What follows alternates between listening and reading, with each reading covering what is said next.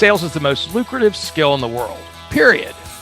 The problem is most sales advice out there today is outdated, cheesy, and can even keep you from getting the deals that can make all the difference in your career.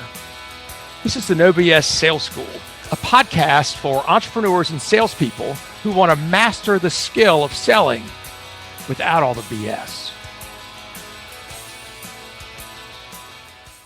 Listen, if you're like me, you hate doing admin crap. Number one, because you're not good at it. And number two, because you know it's taking you away from the stuff that actually makes you money. So why are you doing it? Do what I did. Go to worksby.com right now and let them pair you with a real executive assistant. Once I started working with Cheryl at Worksby, my income went up 40% in 1 month, and my working hours went from 70 down to 40. It's a game changer. Go to worksby.com right now, book a call, and tell them Walker sent you. If you do, you'll get 2 extra hours of service for free as a bonus. So if you're ready to finally stop doing the stuff you hate and focus on the stuff that makes you money, go to worksby.com right now. That's WORXBEE.com. Tell them Walker sent you, and you'll get those 2 free hours. Welcome to the No BS Sales Podcast. I'm your host, Walker McKay. Today, I am super excited to announce as my guest, Rob Napoli. The reason I want you to listen today is because Rob is going to talk to us about how to attract and retain millennial talent, something that a lot of us have been struggling with, and Rob knows a lot about this subject. Rob is the co-founder of Hap Day Group and the founder of Rise Up Coaching. He's in Brooklyn, New York. Rob, welcome to the show. I'm so glad you're here. Yeah, thank you for having me. Excited to chat and chop it up with you today.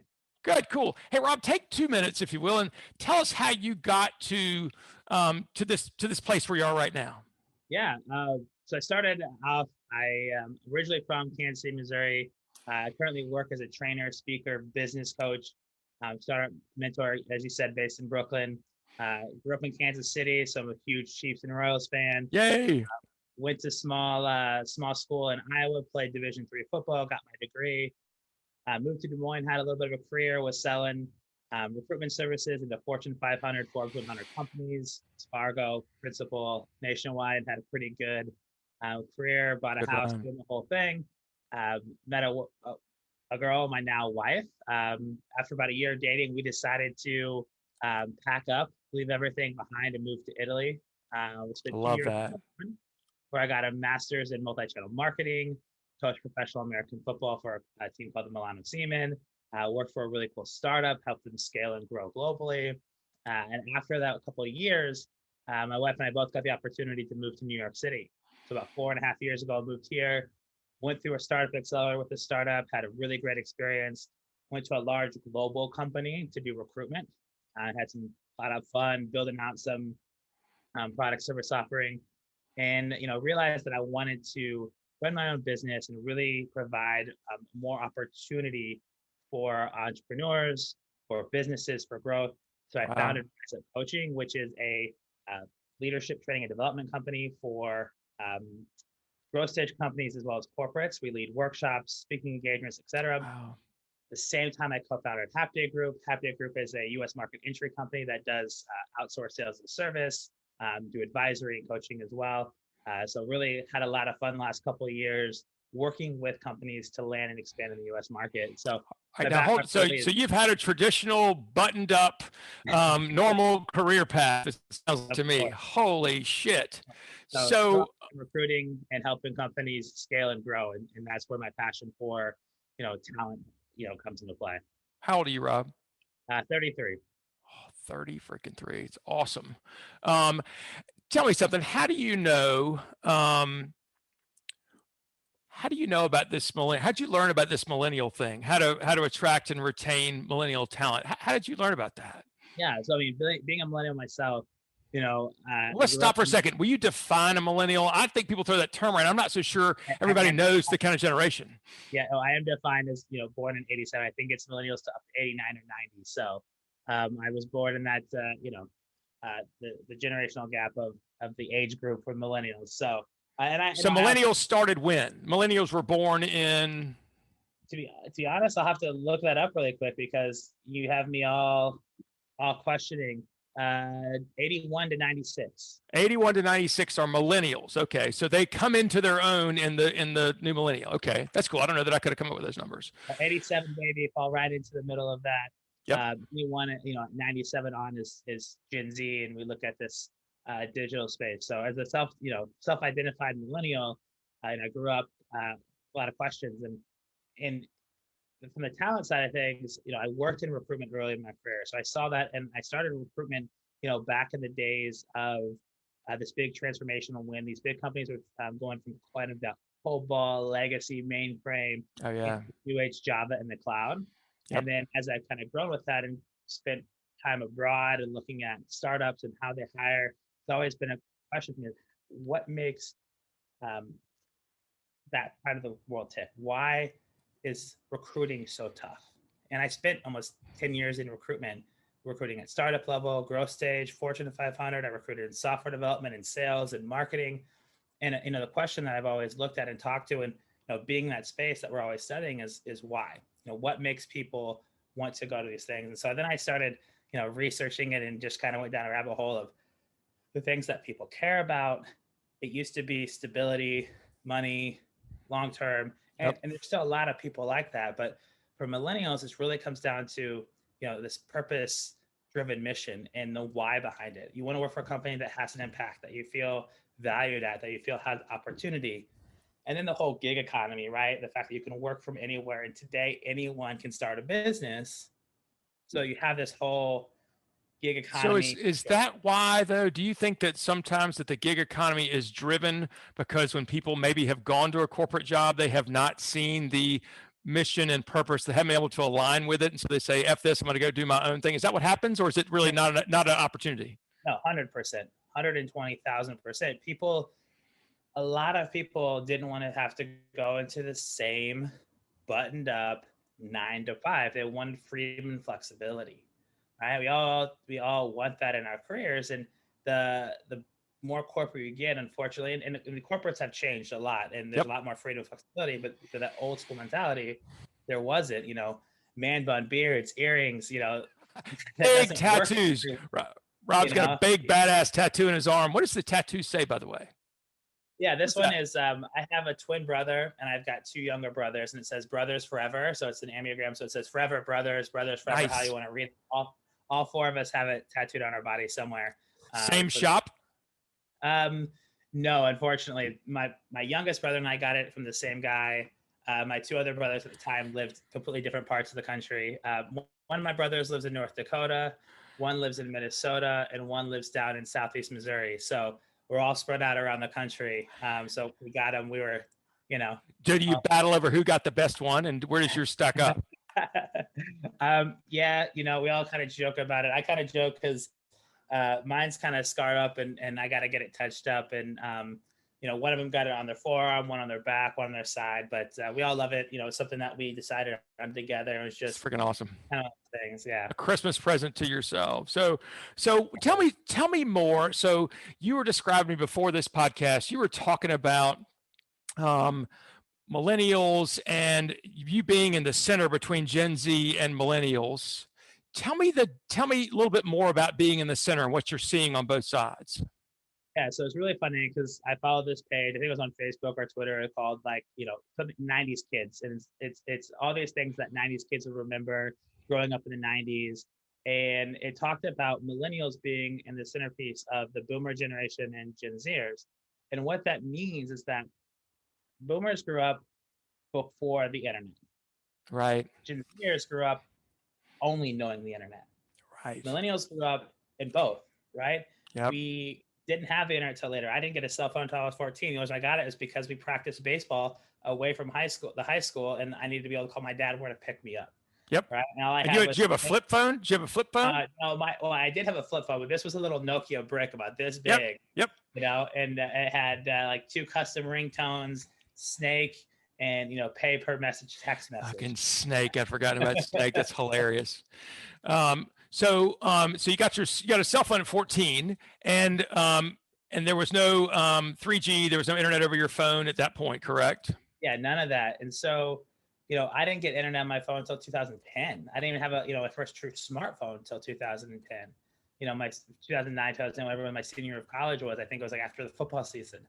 And that was kind of at that point that I remembered that you think about is millennials grew up kind of before the internet.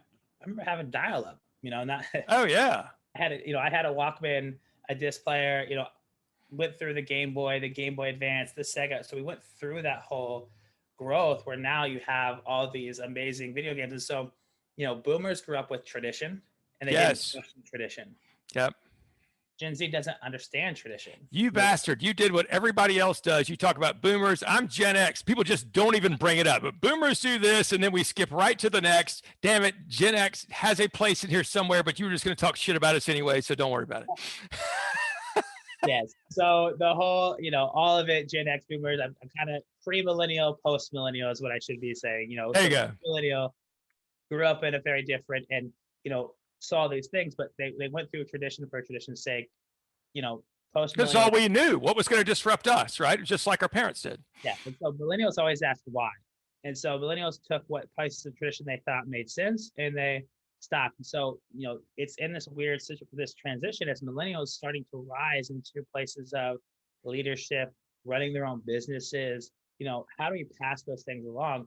And where does this kind of start drawing across of, we have a very diverse work environment from different ages and cultures and things. So how do we start creating and processes to attract the right talent? And what does that mean? Let me stop for a second. How old is the oldest millennial? Like 40 now, is that correct? Yeah, 38. Roughly 38 to 40. So yeah, they're starting to come in the traditional sense. They're starting to come of age of a time when they could be running and developing real wealth and hitting their bandwidth for real money making. Correct. But it's even, it's crazy is that we're seeing, 23, 24, 25-year-olds coming out of college, expecting a lot more money than we ever thought possible in our first job. Yes. Right. I mean, I think my base salary coming out of college was like $30K. Mine was 18. Yeah. And I made my first 6-figure year at 24, 25, my second or third year of the business. And, a lot of that comes off commission and growing and all the things that you do in the sales world. And they're expecting a lot more. And also this whole, especially when it comes to sales, we've set up in the B2B SaaS world a 2-tiered approach. You have the SDR function, you have the AE. So you got the people, just to put that in English, right? We got the people that are actually calling and setting appointments, the SDRs, and then you have the account executives, and they're the ones that are, after the call is set up, they're the ones that go close the sale. So you begin typically as an SDR. Correct. So you go through this traditional path, what you're going to make. You've got your base plus bonus. You know that when you get to an AE, you're a base double back end. So if you're making 80, you have, 80 on the back end for 160 OTE or on target earnings.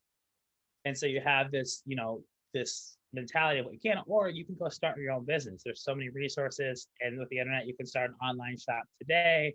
You could be an influencer. You've got all these different things that you can do. So how do you turn that into a career path, right? Career paths never have been truly linear, but there's always a step, right? You take step 1, step 2, step 3. Pre-millennial, it's, hey, you have to grind this out. You might have to be in that role for 10 years till your boss leaves to take his spot. Right. Now, like, I don't like this. I'm going to go to the next company because I've been at this place for 18 months. You're my competitor. Of course, you're going to hire me because I've gone through training and I know what your competitor's doing.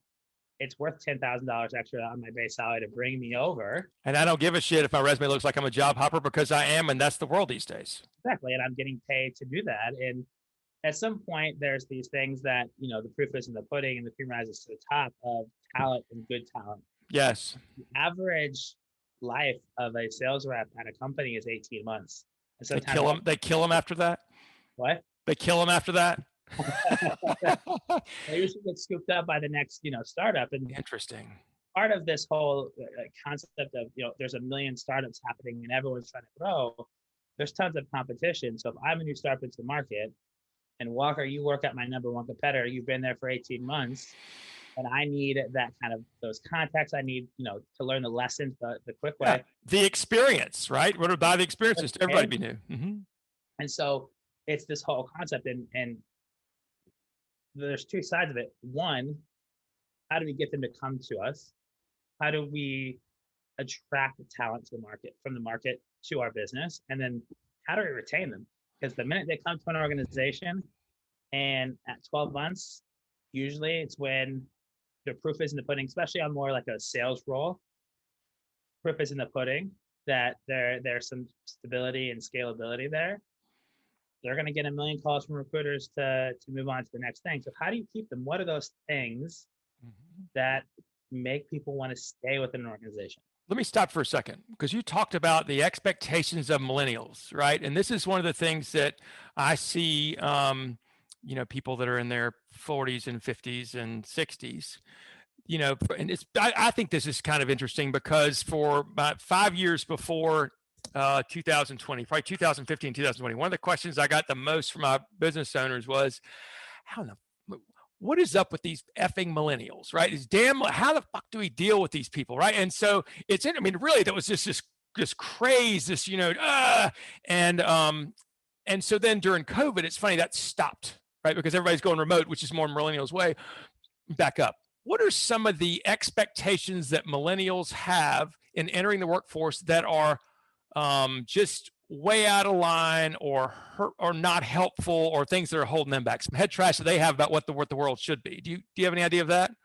To be honest, there's not a whole lot. The biggest is expectation of money making and what their worth is, because it's the numbers are out there with Glassdoor, all these things. They're used to getting what they want. We, as a millennial generation, are used to getting what we want. We live in we can order it. Yeah. Society that it's all quick, and so that base, that salary component is probably the thing that holds them back the most.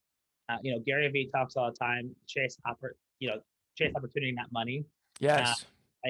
How hard use that. So many people use that now, and there's this thing of, do you go for opportunity or money? And sometimes the biggest mistakes I see is people chase the money and they go the wrong direction. Meaning, and when you say wrong, you mean what? What? When you say they go the wrong direction, what does that mean? It means they go and they're not happy. They realize that's not what they want to be doing, and the money doesn't make the job bearable. And so then they leave, and then they have this expectation, well, in this job, I got paid 90 for what I really want to do. The average is 70. Well, I got paid 90 here, so I can get 90 doing this. Got it. So, but you just said something important too. I want to point this out, and I think this is key. Is you just said, and they're not happy. Right. And so that's this thing about millennials, is what they're driven by is being happy, for better or worse, as opposed to the idea of I may be miserable for the next 5 to 8 years as I grind it out and make partner or do whatever the next step. So that is an interesting distinction that you made. Absolutely. There's times that people, and I've had this conversation with, I do a lot of talks with, college kids coming out of the workforce and talk about this. And I've made these decisions myself, both the right way and the wrong way. Oh God, me too. Out of my master's, I had an opportunity to go work for a startup or go work for the Purina brand. So I was either stay in Italy and work for a startup, or go to Belgium and work for the Purina, part of the Purina brand, for Nielsen on the Purina brand. And I went the startup route, and I'm not mad about it at all. Like, I wanted to go in the startup and entrepreneurship space, but if I'd gone in that direction, like, oh, go work for Nielsen, go work on a major brand, and then go into brand marketing and take the next step, that would have changed my life completely, and I might have not been happy. In fact, after I worked for a global corporate company here in New York City, I went to a smaller company, and I made the wrong decision. I wasn't happy, and my boss at the time, the guy that brought me in, knew that. And he also saw something in me to, I was meant to go do something else. And so he actually said, hey, I'm letting you go. I'm going to pay you kind of the severance and your commission out. Go start your business, man. Like, you're meant to, he's a big supporter. Like, to have a boss look at you and say, you're not meant to be here. You're not happy. I can see it. You know it. I know it. I'm going to push you off to succeed. How old was he? Huh? How old was he, the boss? Not much older than me, a few years older than me. Millennial.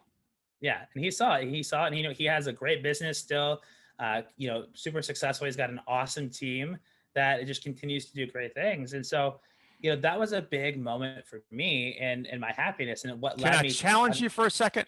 You used a word that I don't like, and or I just challenge on it. You said you made the wrong decision going there. I Yeah. think that's bullshit. I think you made a decision, right? And you went there and you experienced some things that you would not have experienced otherwise. We have no idea if going the other direction, if walking to work one day you get hit by a bus, right? You So, made a decision and then decided when you were there, I need to make another decision. Make sense? oh, correct. And I use the word the wrong decision in terms of hindsight's 2020. But I also look at, and I love talking about my mistakes more than my success, Me too. right? Because those Got more wrong, of them.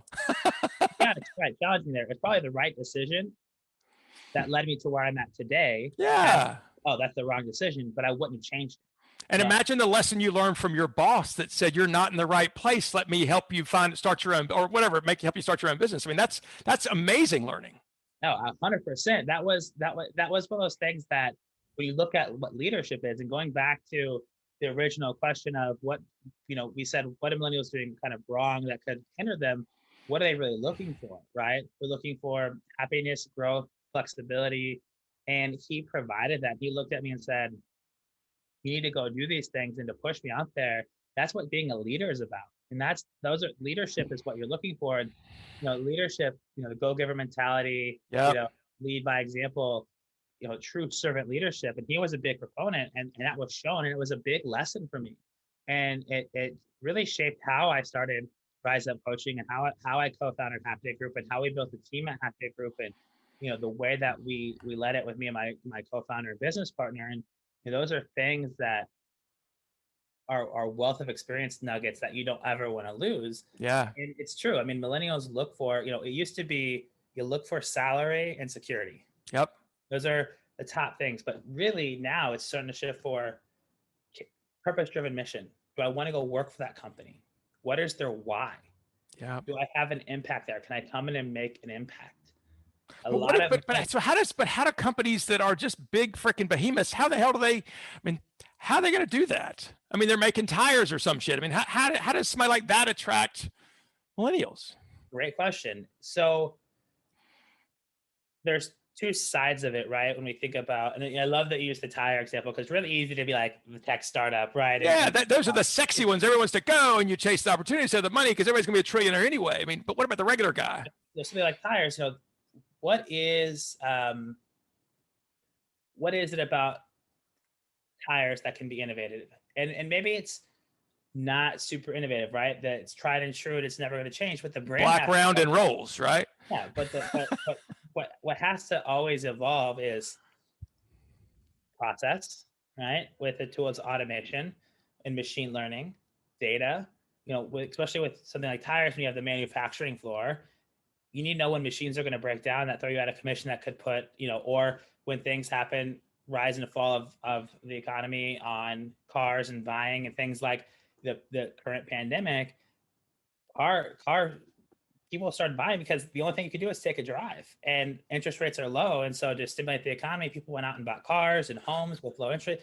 So innovation and career opportunity. If I go to that tire, maybe they're going to say, Rob, you're the millennial. We're a bunch of old farts. We need a breath of fresh air. We need a rebrand. We need somebody that says, why are we doing it this way? Why can't we do it another way? So come in and bring that kind of breath of fresh air. It could be bringing in new process innovation. It could just be, look, we need people to come in and grow at this company, because there's going to be tons of opportunity for leadership in the next year, and we need to bring somebody into groom. You have fast track for opportunity. You're going to get to wear multiple hats. You're not going to be stuck. Even though we're a big company, we're going to provide you opportunity. And what a lot of these big kind of behemoth older companies are doing are creating these management type programs where you rotate. You go in and do 6 months at one location in product, 6 months at another location in sales, 6 months at another location in. Is it a whole generation of ADHD people? I mean, this sounds like me, right? I gotta pop around all the time. Let me ask you a question too, and that was a rhetorical question, of course. But how do we counter the argument that, and I get this shit, it hadn't been recent, but the last 4 or 5 years before this, it was millennials are just lazy and entitled. I mean, I heard that shit they're lazy and entitled. How do we respond to that? What is probably going on, instead of, some probably are lazy and entitled, but what is really going on, you think? Yeah, it's perception is everything, right? When you don't feel engaged by the work, that shows. So they may not be lazy. They may be doing the bare minimum, but that boss may be expecting them to go above and beyond. To be honest, the work isn't there. They're not inspired. Right? You're not inviting. And so I think the question is, and yes, there is part of, the lazy and entitlement that's everywhere. But I think the questions that employers should be asking, you think about attracting, but also the retention and really keeping these folks. It starts from, and I want to bring something back to the process in a minute, but it's looking inward, looking in the mirror from the leadership. And how do I get the most out of my employees? We're always asking, the old school mentality of leadership is my employees should be working for me. Right. Absolutely not. Leaders, I love it. Say again, leaders what? Work for your employees. You need to, the way that I get engaged to 100% to the way you might, someone else might, is very different. And so leaders have to have that empathy and that emotional IQ to say, okay, Rob is this, and I need to activate 100% my network. One of my good buddies who speaks on this a lot, Larry Long Jr., he runs sales for Teamworks, and he talks about all the time that he brings his people in and he says, what is your business plan? And he challenges them, and they're like, well, what do I should do? No, you tell me what to do. I'll guide you and provide you this and give you what you need. But this is your business. How do you want to run it? And putting it back on each of his employees to own that business, figure out what makes them tick, where they need that training and lift up. And it's beautiful. And that's how you engage and that's how you overcome. And so I think this lazy entitlement, where there is some truth to it, needs to be looked at of, am I engaging my team members? And as a leader, I work for my employees, and how do I engage them, create opportunity? To be honest, everyone wants growth. You don't want to be doing the same thing for 5 years. Do you have a growth plan? Is there opportunity for me to take the next step? Or am I always going to be here? There's two types of people. People who love stability, they're going to go work on that, and that's okay. There's nothing wrong with it. But then for those that are movers and shakers, from a leadership perspective, you're going to lose them every 12, 18, 24 months if you don't provide that opportunity. If you're not listening to what they're telling you about what they want. Yep. Because if it's, as long as it's not, there's the whole, do you let go of the golden goose if they're toxic? Absolutely. Yes. Right? They're not toxic, but you need to find what makes them fit in the environment. What tends to happen in hiring, and this is coming to the crux of it, is we don't train, especially now that we have a lot of new frontline managers, 25, 27, 30, that have never hired a person in their entire life and say, go hire a team. Right. No training. There needs to be training and process, because what happens, we hire the person we want to have a beer with. Yes. Not the person that's right for the job. And it's why there is no true diversity of teams. Like when you look at teams, you need to have a diverse array of talents. Not everyone needs to be the 1000% seller. When you look at a sales team, some sellers are introverts. Some of the best sellers are finance people that know process inside and out. 100%. Crush it. So you need to hire the best people for the job, hiring for skills and growth, not hiring for a box of, I'm hiring because this fits all my line items and I can have a beer with them. Right. And you need to challenge the process each step. Hey, I'm hiring Walker. What has Walker done that makes him stand out? Oh, and he loves the Yankees. He's great. He'd be a lot of fun. I think he'd get in really well with the culture of the team. Yeah, right. Culture should be the last thing you're screening for. Wow. Meaning they got to pass everything else first and then culture. Exactly. Got it. Okay, that makes sense. Sometimes the best teams need a change of culture. Hell yeah, they do. And so bring in the right person that can rise to the challenge. And that last step of the interview. So for me, it's you start with the technical skills. Hey, do they have this? Hey, do they have a good story? Do they have coachability? Yeah. Oh yeah, of course. Big time. Yeah. So coachability, skills, technical, whatever they need for the role, and then culture. And you sit down at the end. And, I learned this from, oh man, I forgot who did this. We were hosting a panel a number of years ago, and he talked about how they hired for culture. And they sat them down. They did like a 2-hour deep dive. And they tell me about high school. Tell me about some of the challenges you faced. And they walked through, and they really just got to know the person inside and out on a real level. Not tell me the best foot forward story of yourself so that I can hire you. Let's get deep. Let's get real. And this is another thing, probably for another conversation, because we're running out of time. But I think the problem a lot of times people have is when you go spend 2 hours with somebody and you go and learn about all their ins and outs and backwards, there's a natural attraction that you want to hire this person because you like them or there's some empathy there. So I want to talk to you another time, Rob, about how do we do that stuff yet still disassociate enough so that we're not just, okay, I love you, let's come on, we've thrown everything out the fucking window and gone on. Absolutely. That's a great conversation I would love to have later. And Okay. that's why you put that at the back end of your interview process, not the front end of it. And there's a whole another conversation about that interview process of recruitment marketing and how do you we talk about all this stuff and we've had a great conversation, but we haven't scratched the surface of how do we put that out into the world so that people are seeing that through the job funnel, and job funnels don't work anymore. So how do we really go recruit, attract, bring the right people in, whether it's inbound, outbound, and then how do you move them through? Because that whole piece that we talk about what millennials want doesn't start from when they come on. It starts from when they first interact with your company and how when they first see the brand. Yep. All the way through onboarding and interesting training. And so that's a whole other piece. But we'll do that. We'll do that in the next episode that we do together. That's awesome. Can I tell you some things I've learned today? Absolutely. We'd love to hear it. I love what you said. I don't know that I put these in terms that millennials are looking for happiness, number one, or happiness, a purpose-driven mission, right? A strong why it's important. Why do they feel it's important for them to be there, right? And that's what we need to have in mind. The second thing I thought was interesting, and I've got to spend some time on this in my head, is that leaders need to believe and see, I work for them. They don't work for me. And it's a much more important that we get down and begin to understand what is it that's causing, empower people to create their own business plans inside of their own, because they're the CEO of their own company, even working for you. And I think that's important. And what it takes is patience, and it takes somebody that really gives a shit. And I think in a lot of old corporate people didn't give a shit. And that's the difference that we have to adjust. Is that correct? Absolutely. And take that one step further. When we look at bringing people on our teams, we're so focused on performance and KPIs. And we're always like, especially as a leader, your number, your bonus is tied to the performance of your team, especially in sales, right? Yes. And get to those KPIs. Taking that extra step with your team, knowing that you work for them and giving them the right plan and growth opportunities, they may not turn around ROI in the first month like you want them to, but give them 4 or 5 months, and that ROI is 3x, 4x, 5x. Why? Awesome. Because you invested in that employee. Now we can go down the whole how much you invest before you cut somebody loose. Yep.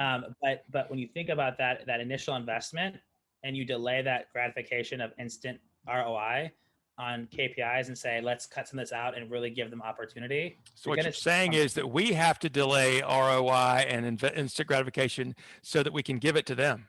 Exactly, because they'll pay it back. So, hey, Rob, how would somebody, because we're wrapping this thing up, how would we find somebody wanted to talk to you because you're a smart as hell guy, you're doing great stuff, someone wanted to reach you, how would they find you? Absolutely. The best, I'll share my email address, Rob at. We'll put it in the show notes too. So say it again, I'm sorry, Rob at. riseupcoaching.co. Okay. You can find me on LinkedIn.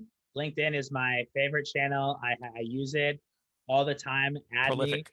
Me. It's linkedin.com/in/Rob Knapp, right? Just Rob Knapp, okay. Yep, but you just look Robert Napoli, you'll find me. Or, you can follow me on Instagram. I do a lot of stuff on Instagram as well, especially from the coaching side. And it's rise_up.robknapp. And I'll put that in the show notes. Shoot me an email, add me, send me a direct message, say, hey, I heard you on the No BS podcast, would love to chat. And we'll set up some time to talk. I mean, I have an offer for your audience if I can share that. Please do share it, Rob. It's great. It's a good offer, guys. Yeah. So anytime, you let me know that you heard it from Walker McKay from the No BS podcast, free consultation. And if you decide to engage me, whether that's coaching or training, 10% off any package that we put together. All you have to do is say, I heard about you from Walker McKay from the No BS podcast. And that offer is, good to go from now until forever. There's no limit on it. Whenever you need it, and it could be a consultation today and not need me for a year from now, and I'll still honor that. So all you got to do is let me know that you came from Walker or the podcast. The BS sales team, I hope you're paying attention. Lots of great stuff from Rob. He is a super smart guy, as you can tell, with lots of energy. He's had a ton of experience for a 32-year-old, and Rob's really going places. I recommend that you do reach out to him and have conversations.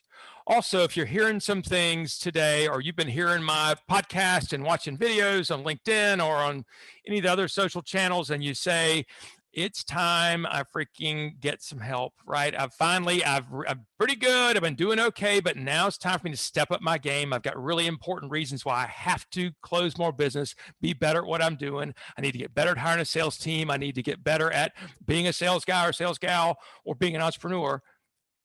Reach out. Let's book a call. Walker@walkermckay.com. Hit me up and let's have a quick no BS conversation. See if we can help. So, hey, Rob, what's that? I said, you're the GOAT, man. Dude, you're the man. Rob, thank you so much for being on the show. You're a great guy. It's been fun. I've enjoyed this thoroughly. Absolutely. Thank you so much, y'all.